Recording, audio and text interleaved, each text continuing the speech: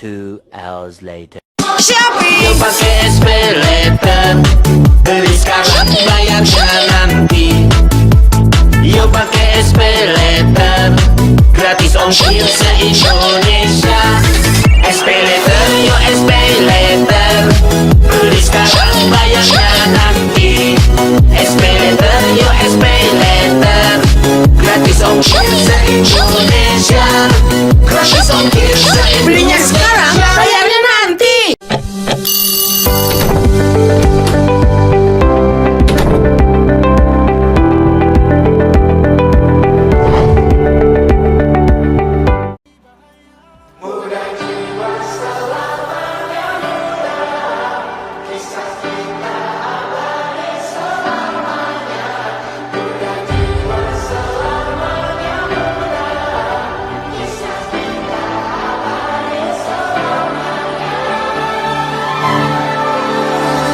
Masihkah kau mengingat di saat kita masih 17?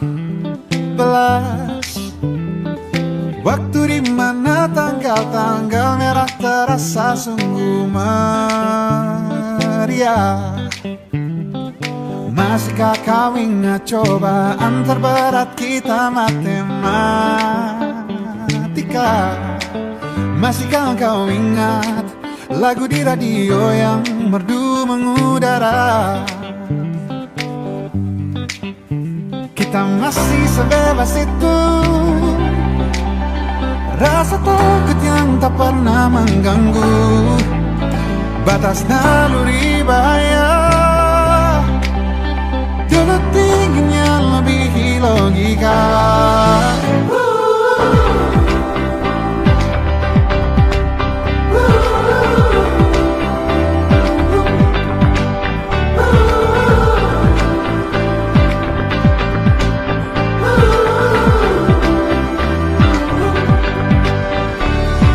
Putaran bumi dan waktu yang terus berjalan menempa kita. Walau kini kita terpisah, namun jiwaku tetap di sana.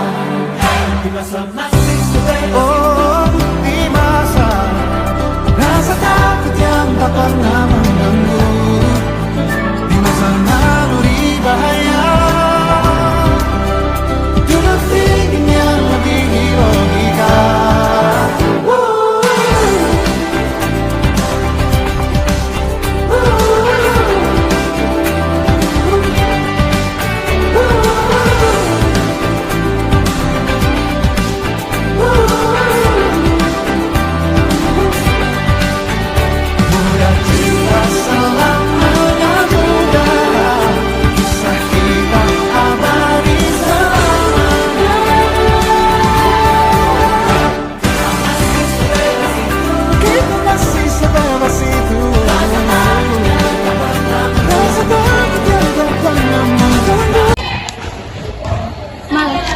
Baca tentang elektrokimia?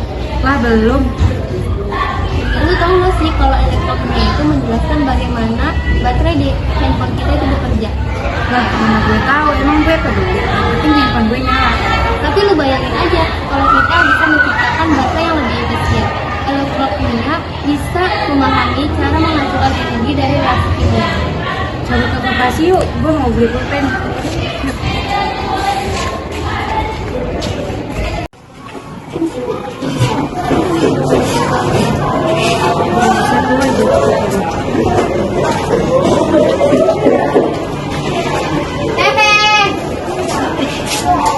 Si Mama mau beli. Sini ya, Teh. Iya. Sini. Sama. Semua barang ini itu tergantung pada elektrokimia, mulai dari batu jam.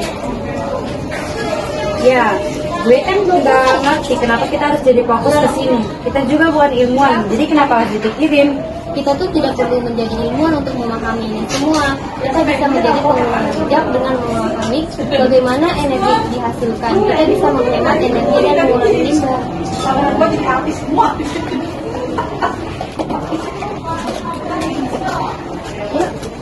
resah dan gelisah, menunggu di sini di sudut sekolah, tempat yang kau janjikan ingin jumpa denganku, walau mencuri waktu, berdusta pada guru. Malu, aku malu pada semut merah yang berbaris di dinding, menatapku curiga, seakan penuh tanya, sedang apa di sini? Menanti pacar jawabku.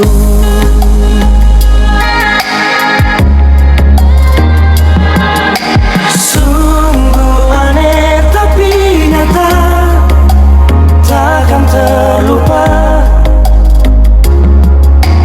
kisah kasih di sekolah dengan si dia. Tiada masa paling indah, masa-masa di sekolah. Tiada kisah paling indah, kisah kasih di sekolah.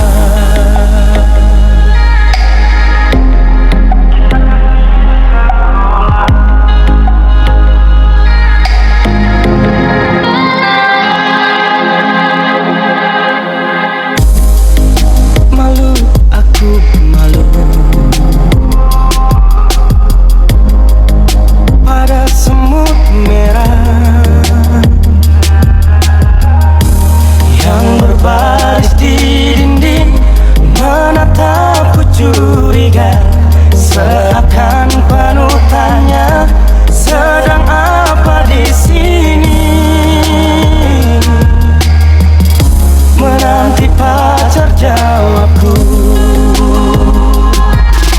Sungguh aneh tapi nyata, takkan terlupa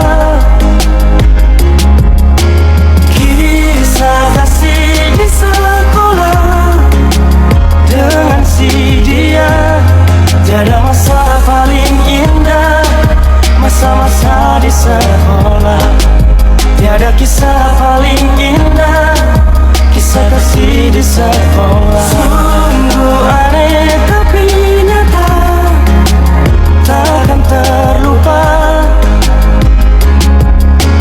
kisah kasih di sekolah dengan si dia. Tiada masa paling indah, masa-masa di sekolah. Tiada kisah paling indah, kisah kasih di sekolah.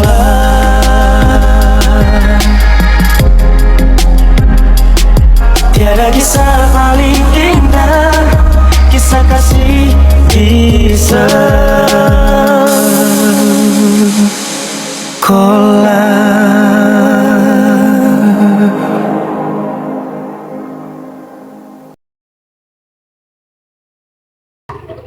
Lu kenapa? Ya udah, lu kalau kayak saja mau bantu. Ya udah nanti gue izinin ya kalau Mira. Hati-hati ya. Bisa kan lo? Bisa. Udah.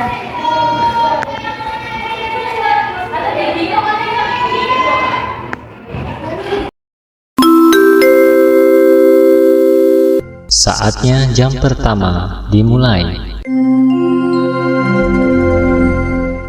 It's time to begin the first lesson.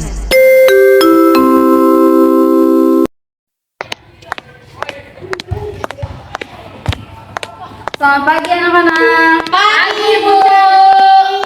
Apa kabar nih kalian? Baik, Ibu.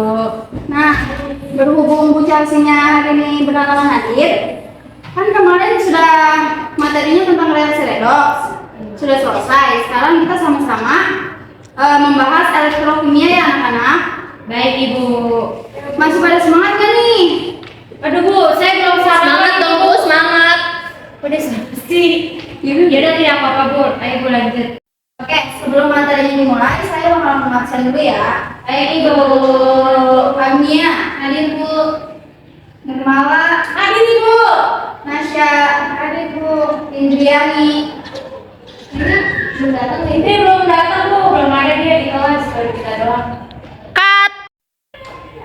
Assalamualaikum, Bu. Masuk. Dari mana aja kamu jam segini baru sampai? Siangan Bu. Jadi dulu kamu berdiri di depan.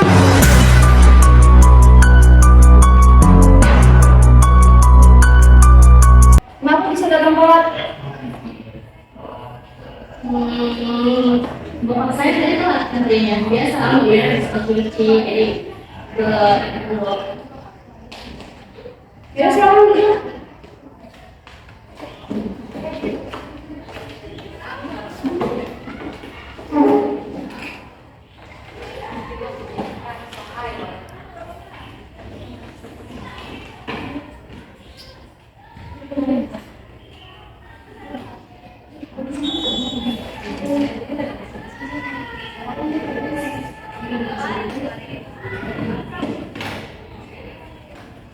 Baik, sekarang kita bakalan mulai pelajaran tentang elektrokimia. Baik Ibu yang cantik, yang kesini langsung beraksi di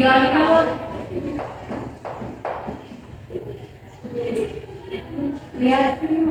Nah, sebelumnya siapa yang udah tahu tentang elektrokimia? Saya Bu. Elektrokimia itu tentang hubungan antara listrik dan reaksi kimia, bukan Bu? Betul sekali malah. Elektrokimia adalah bidang yang sangat penting. Jadi anak-anak, elektrokimia adalah bidang yang menghubungi reaksi kimia dengan listrik. Siapa yang bisa memberikan contoh dari kehidupan sehari-hari? saya Bu. Contohnya baterai pada ponsel itu bukti nyatanya. Jawab ya di sekolah. Dari tadi ngaca mulu. Coba jelasin apa itu elektrokimia? Sekolah. Saya Emang penting banget ya buat kita tahu apa itu elektrokimia? Sangat penting. Energi terbarukan dari teknologi hijau sangat bergantung pada prinsip elektrokimia ini.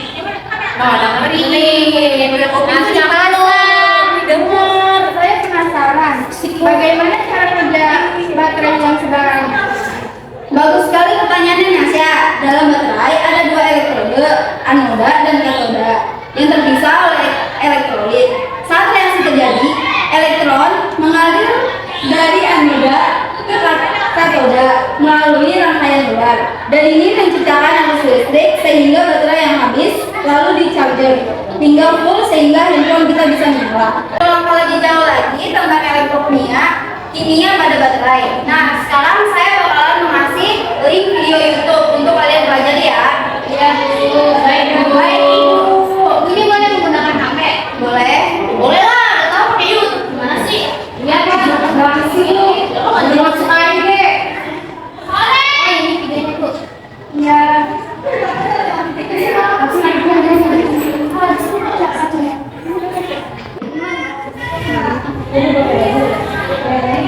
Berarti yang ini ya.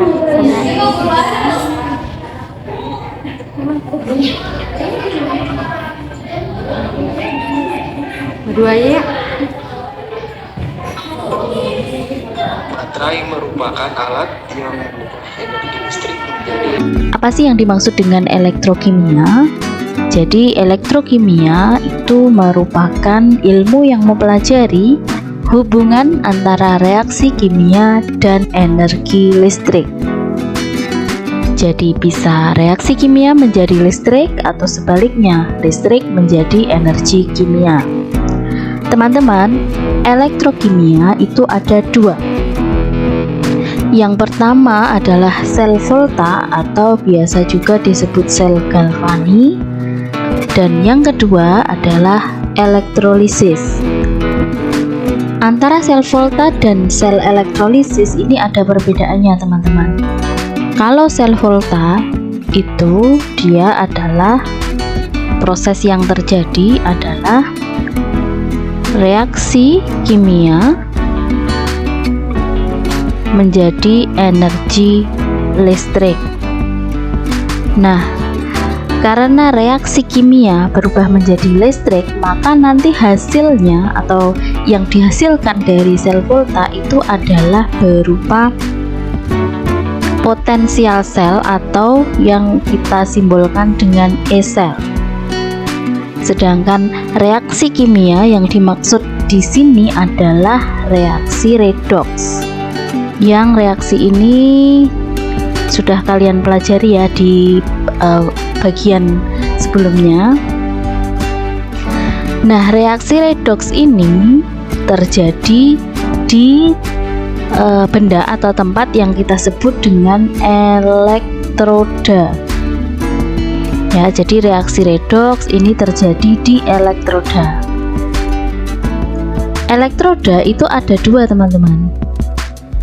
Jadi ada elektroda yang disebut dengan katoda, atau di sini katoda itu sebagai kutub positif ya kalau di sel volta, dan ada juga anoda sebagai kutub negatif. Nah, untuk mempermudah mengingat, saya berikan singkatan yaitu kapan. Kapan ini maksudnya adalah katoda positif, anoda negatif. Ini khusus untuk sel volta. Nanti kalau sel elektrolisis beda lagi. Oke ya, jadi sekali lagi bahwa sel volta itu adalah reaksi kimia menjadi energi listrik.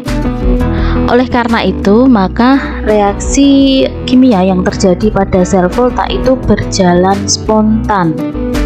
Jadi reaksinya itu berjalan spontan. Spontan itu maksudnya apa? Jadi spontan itu terjadi tanpa dikenai energi apapun. Ya, jadi dia bisa bereaksi tanpa dikenai energi apapun. Kita sebut dengan spontan. Itu mengenai sel volta. Kemudian mengenai elektrolisis. Nah, sel volta dan sel elektrolisis ini adalah kebalikannya, teman-teman. Sehingga kalau sel volta tadi reaksi kimia menjadi energi listrik, maka elektrolisis itu proses yang terjadi adalah energi listrik itu menjadi kimia. Nah, sehingga kita membutuhkan adanya energi listrik untuk menjalankan sel elektrolisis. Energi listrik berarti nanti yang diberikan adalah berupa arus listrik ya, berupa kuat arus. Sementara hasilnya nanti kalau di sel elektrolisis itu berupa massa zat atau massa logam gitu ya, massa zat atau massa logam yang dihasilkan. Oke, kemudian yang kedua, di sel elektrolisis itu juga ada dua elektroda. Ya, ada dua elektroda. Nah, kalau di sel volta tadi elektroda positif disebut katoda, negatif disebut anoda. Karena ini prosesnya adalah berkebalikan, maka katodanya ini juga kebalikan. Elektroda di elektrolisis itu juga ada dua, yaitu katoda itu adalah kutub negatif dan anoda merupakan kutub positif. Jadi ini berkebalikan dengan sel volta tadi. Untuk mengingat-ingat, maka elektrolisis ini kita ingat-ingat dengan KNAP ya, KNAP. Maksudnya apa? K itu katoda, N itu negatif. Jadi katoda negatif, anoda positif. Itu untuk mengingat-ingat elektrodanya. Nah, bagaimana mengenai reaksinya? Tentu saja reaksinya tidak spontan, ya. Kenapa tidak spontan? Karena membutuhkan energi listrik untuk menjalankan reaksi kimia.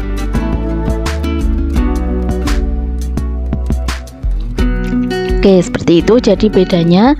Kemudian walaupun sel volta dan sel elektrolisis itu mempunyai perbedaan atau bersifat berkebalikan, tetapi yang harus teman-teman ingat adalah bahwa keduanya ini reaksinya sama. Jadi maksudnya kalau di katoda itu jenis reaksi yang terjadi adalah reaksi reduksi. Ini sama kalau reaksinya. Kemudian kalau anoda itu reaksinya adalah oksidasi.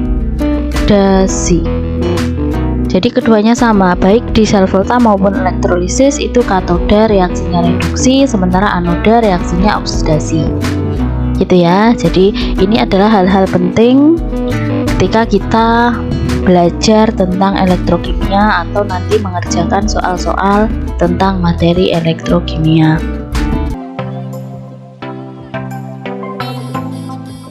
Baterai merupakan alat yang mengubah energi listrik menjadi energi kimia saat pengisian dan pengubahan energi kimia menjadi energi listrik saat digunakan. Penggunaan baterai. Fungsi baterai adalah menyediakan arus listrik bagi peralatan elektronik. Baterai menyimpan energi potensi listrik dalam bentuk sel elektrokimia atau sel volta ketika kutub positif dan negatif baterai dihubungkan. Potensi listrik kedua kutub akan menyebabkan arus listrik mengalir. Sebelum kita tahu tentang cara kerja baterai, kita perlu tahu bagaimana proses menghantarkan arus listrik. Listrik itu sendiri adalah jenis energi yang dihasilkan oleh aliran elektron. Elektron adalah hasil reaksi kimia dan dapat mengalir jika ada jalur konduktif yang bernama sirkuit. Untuk menghasilkan aliran elektron, harus ada tempat di mana asal elektron mengalir dan tempat tujuan aliran elektron yang mengalir.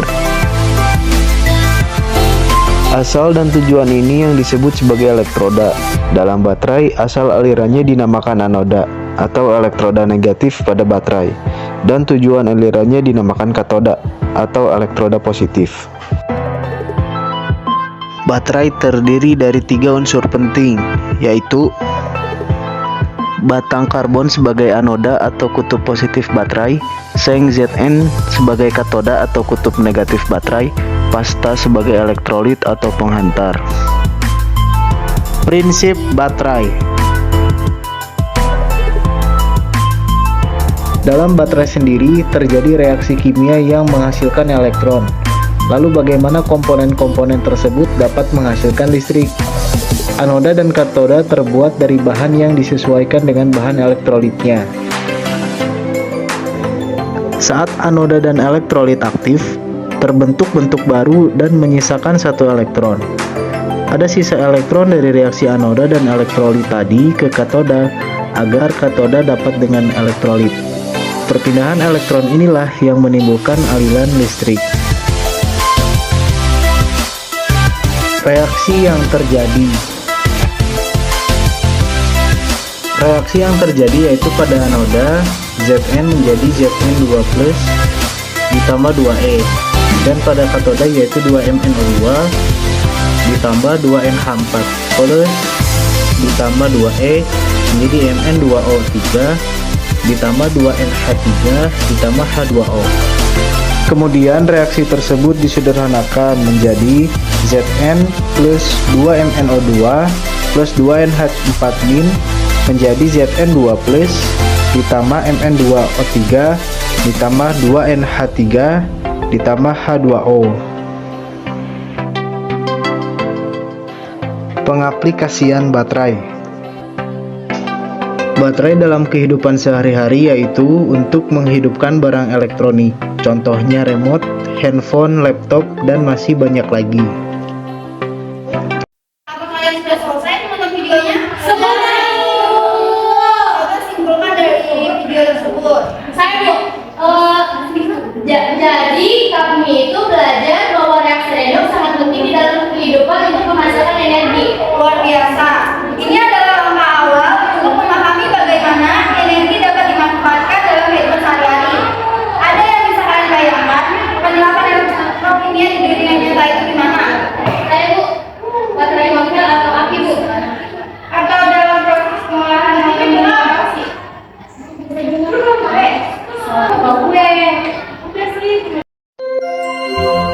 Seluruh pelajaran hari ini telah selesai. Sampai jumpa besok pagi dengan semangat belajar baru.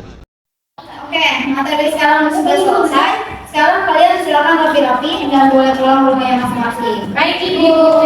Terima kasih Bu. Terima kasih Bu cantik.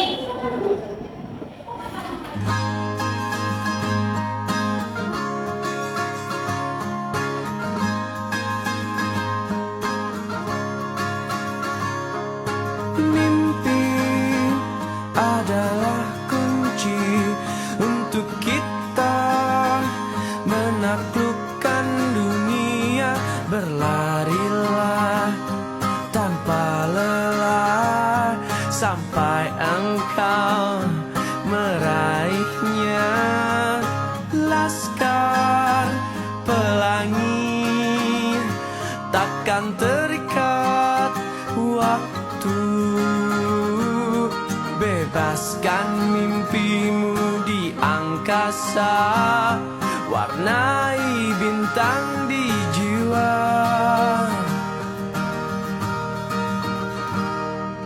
Menarilah dan terus tertawa, walau